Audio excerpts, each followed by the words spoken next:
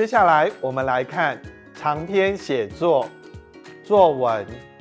写作文的时候有几点要注意：第一，要达到题目要求的字数；第二，至少要留一半的考试时间来写；第三，要注意写题目之前要空4格，每段开头要先空2格；第四，要使用标点符号，要书写正体，不可以写简体字哦。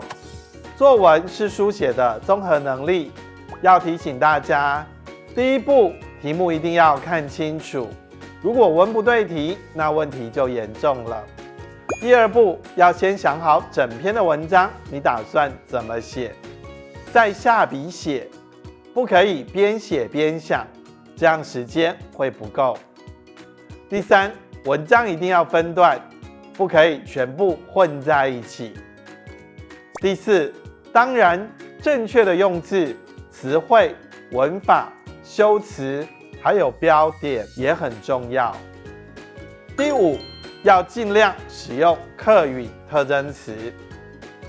另外，如果你可以配合主题，使用客家的谚语、楼古音烟、歇后语、四符法，文章也会大大加分。接下来，我们就从拿到一篇作文题目开始，来思考怎么审题、构思、呈现文章亮点，到文章结尾。首先，审题是非常重要的，看错题目或没看清楚，写离题了都非常扣分。审完题就要接下来构思，你必须在下笔之前就想好各段大纲，建构文章整体的蓝图。文章主要内容必须有亮点。论说文，你可以利用正反不同观点来呈现，而记叙文或抒情文一定要能具体描述令人印象深刻的事物。文章的最后尽量配合自身经验，回扣主题要求。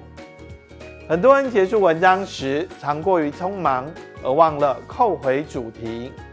大家一定要记住这一点哦。